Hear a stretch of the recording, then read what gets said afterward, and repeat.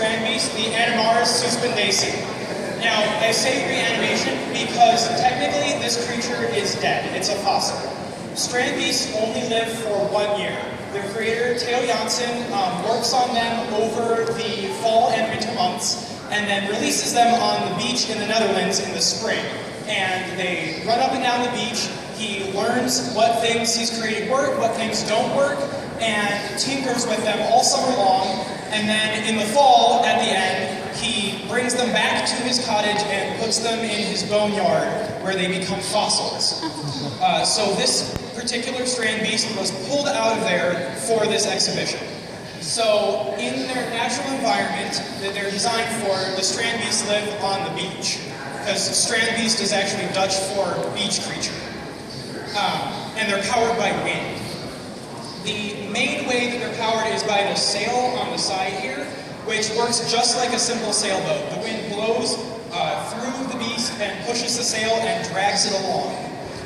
Most of the Strandbeests use that method of locomotion. On some other occasions, though, this particular beast has a new adaptation that will work when there's no wind. It is able to store energy in these plastic bottles that are the beast's wind stomachs. And this wing on top that you see with the scrunched up fabric, that is a way for it to store the wind. So as air moves along the length of the body over that part, it will cause it to flap back and forth. And when the wind is really strong, the wing stays scrunched up like that, because if it was extended, it would move too quickly and break it. But when the wind slows down and it's the right speed, that can be extended upward.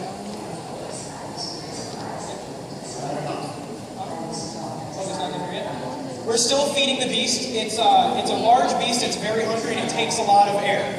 So normally, as the wind moves that thing, there's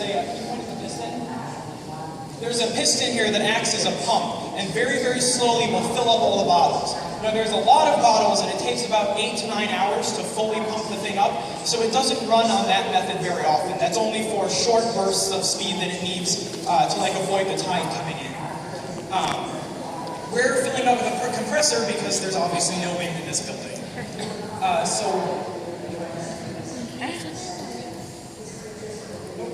Okay, it'll still take a while.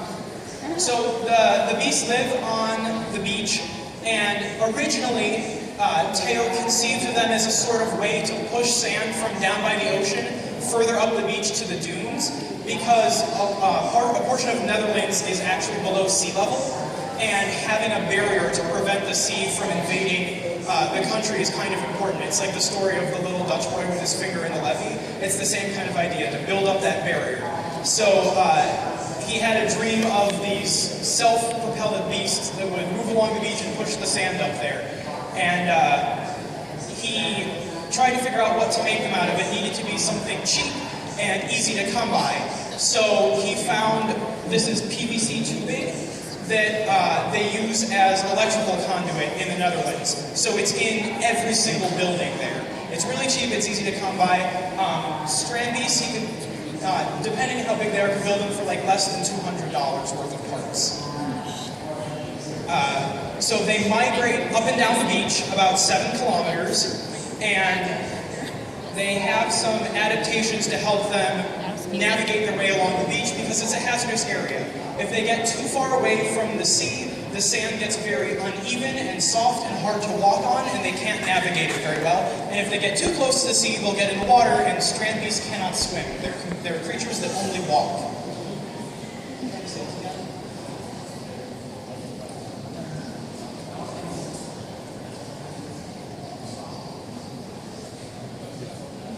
I'm saying we're figuring out if the beast is full or not. I can continue talking about something. So it has 2 types of sensors that it uses to figure out where on the beach it is. One of them is this sand feeler on the end here. So it's a couple of tubes that the tail will be able to move up and down and push that into the sand. And depending on whether the sand is hard or soft, it makes a difference which tubes get pressed, that then trigger different signals to a series of valves and switches that kind of function as the creature's brain. And so if it gets too close to the soft sand, it'll turn back towards the sea. And then another sensor it has is this series of tubes right here that's a water sensor.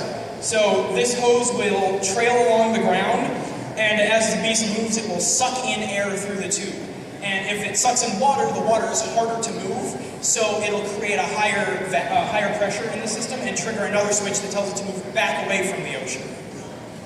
So it'll walk in a kind of zigzag pattern towards the ocean, away from the ocean, staying on the wet sand that's near the water, that's nice and smooth and flat and easy to walk on.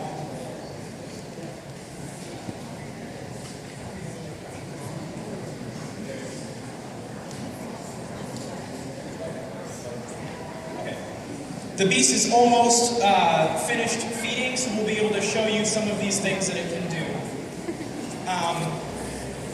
Are there any questions on what I've said yet? Yeah. Yes? You mentioned sensors. What's powering sensors? Oh, all of the sensors are powered by the same air that's stored in the bottles. So it might seem like it has electronic circuits that can tell things, but it's not. It's all based on switches run off of the air power. So there's a couple of things called, Theo calls them wires. They're basically a series of pistons that when you put air in, stops air coming out from the other end. And when you don't put air in, air comes out the other end. And that's by hooking those together along with switches that if you push them one way, it comes out one side, and if you push it the way, it comes out the other side. By hooking those together in a complex series, you can get it to make changes based on what's coming in through the sensors. Yeah, cool.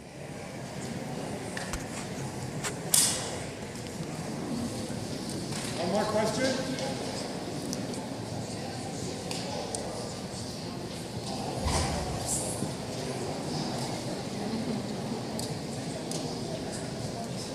That's fine. Yes, another question? It sounded like you implied that once he releases the creatures, he leaves them alone. Is that true? Not entirely. He likes to stay on the beach and observe them, see what happens. They're not completely autonomous yet. He has to babysit them a little bit, but every year they get to do, there's more and more things they can do on their own.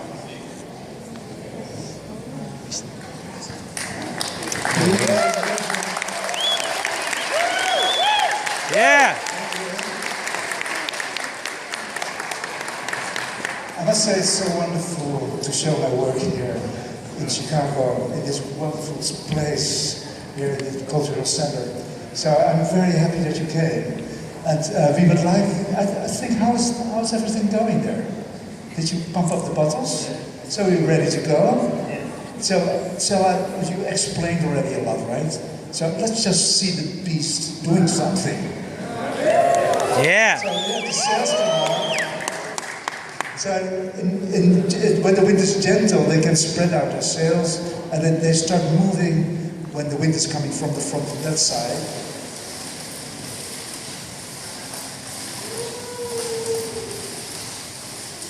There's the pumping into the bottles. Thank you. And can you show how the tail moves, so the sand feeler, so these animals have to feel on the hardness of the sand where they are on the beach. So closer to the sea, the sand will be harder. So they're blind and deaf, and they're just feeling like this on the beach where they are.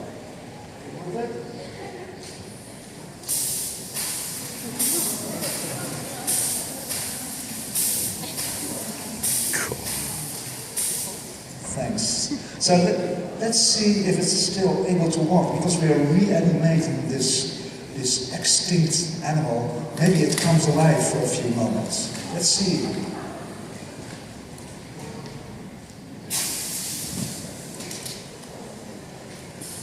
There's all kinds of things, but I didn't see it walking yet. It's trying the reverse system. It can walk two ways, and there are ski poles under there which will push the animal forward. Let's see if that's really going to happen.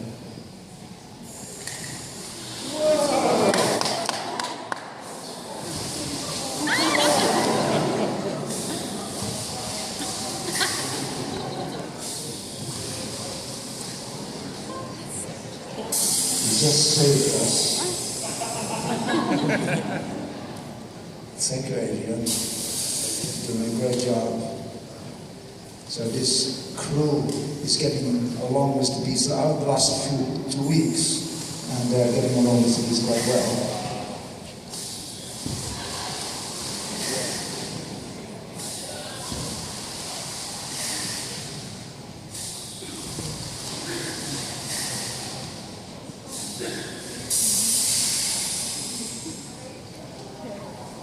All right. Woo! Yeah. Yeah.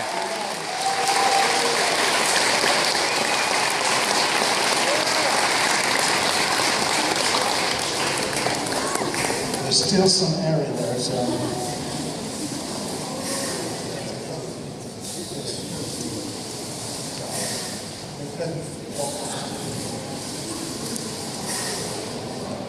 How much air pressure is actually stored in those bottles?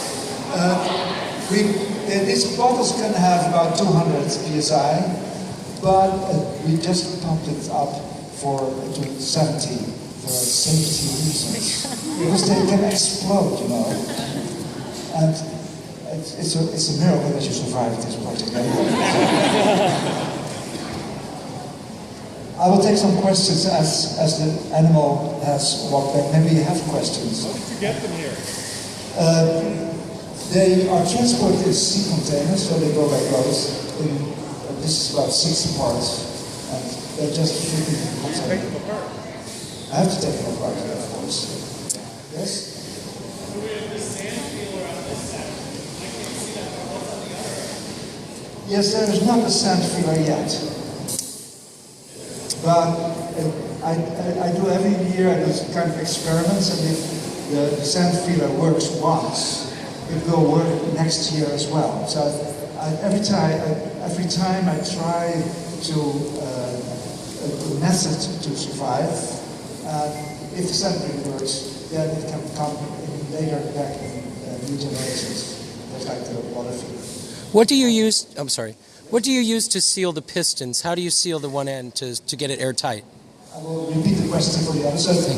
What do I use to seal the pistons? These are just simple O-rings. They cost 5 cents. Nice. And the first years I used silicone grease, test to dry for 3 weeks. In the meantime, people advised me all the time to use O-rings, and I ignored that for many years. Then there was a friend of mine who said, well, I'll make you one.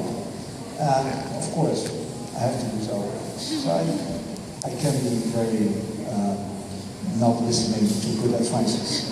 Nice. Thank you. How many feet are on the ground at any given point in time when it's walking? How many There of are its a little feet? bit more feet on the ground than in the air, because we don't want to have the animals too many feet in the air, because in the air they don't have any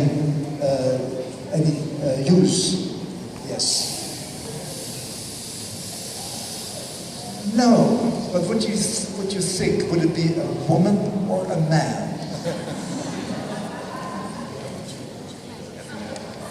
Well, they are quite short, Kenny. Yeah, you're right. Yes.